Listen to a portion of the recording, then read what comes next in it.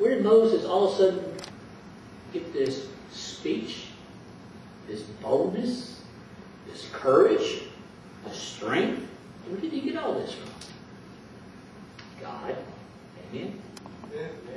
And then all of a sudden, he leads the 430 years of bondage, leads these generations out across the Red Sea. Egyptians chase after them. They end up getting drowned. And they continue on.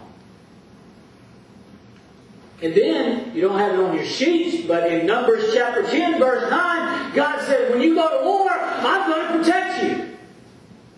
So by previous experience, Moses should have understood God's going to take care of whatever situation I'm in. Amen? Amen. He should have remembered the confirmation from previous experience. Now, why is this so important? Because we got to come to grips or face something. There are times when you and I really question or doubt what God is doing. Especially when we get into a dilemma or a need where we need something desperately. And we begin to start worrying. We begin to start wondering, what if? We begin to become discouraged. Let me say this. 100% of the time, 100% of the time, this is where you and I ought to stop and just reflect on what God has done for us in the past.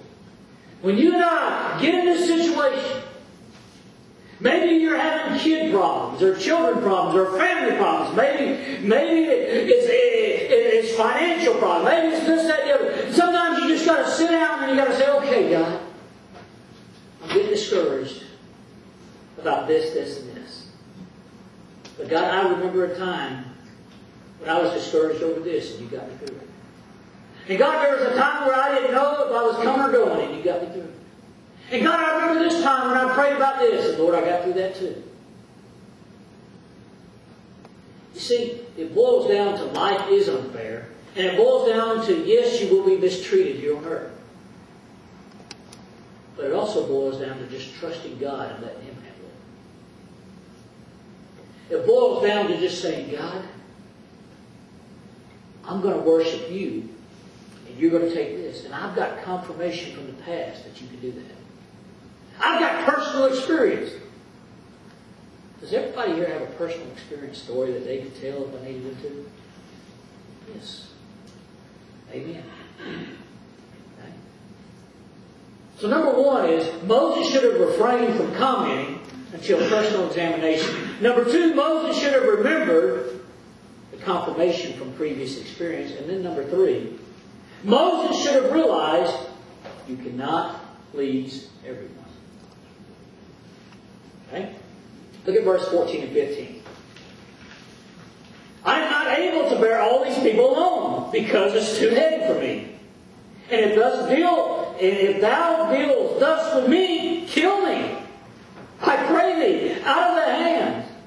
If thou find favor in thy sight, let me not see my wretchedness. I love this. Moses said, I can't bear all this alone.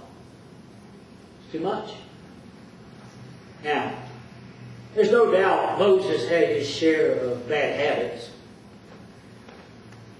But you know what his worst habit was? Was trying to make everybody happy. Look at your sheet on Numbers chapter 12, verse 3, towards the bottom. Now the man Moses was very what? Humble. Okay, he's very meek or humble. Above all the men on the face of the earth. In other words, Moses, people knew Moses as a very humble, very kind-hearted, a very compassionate person. Did he have his faults? Yes. But when people see Moses, they see meekness or humbleness. Now, and what happened is he tried so hard to please everyone, it made himself sick. Did you know you can't please everyone? Did you know you can't please everyone? Amen. You ever try? Let me ask y'all this. Let me give you a quick example here. How many of y'all have ever taken up orders for lunch or supper? You are the one that's going to run out and get it. How many has ever done that? Like maybe 4 or 5 people or even more. Okay. Give me the chicken tenders with fries and unsweetened tea. I want the barbecue baked potato fully loaded with the sour cream, extra butter, and a diet drink because I'm trying to watch my weight. And I don't want the chicken tenders I just give me a hamburger, but I want ketchup and mustard, but tell them not to put it on one side of the meat. I want the ketchup on one side and the mustard on the other. No onions or cheese. And I want fries too, but I don't want them salted. And I want sweet tea. And, oh, by the way, my chicken tenders, tell them not to put the barbecue sauce. I want the honey mustard. You go get everything and you come back. Everybody's carrying them like they never ate before. And all of a sudden, what's that? They gave me barbecue sauce with instead of my honey mustard.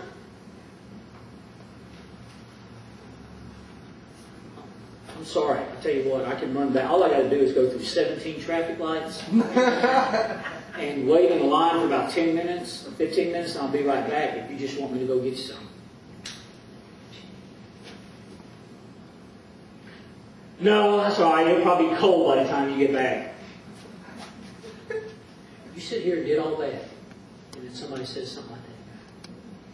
You ever notice that? I mean, sometimes when people say, but they didn't give me no salt, or they didn't give me. They just said, look, the poor person that went and got the food because everybody else was too lazy or didn't want to do it.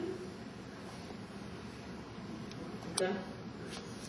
You know where I'm getting at? You see, when I look at Moses through this, he had to share problems, I'm sure. He had a temper problem.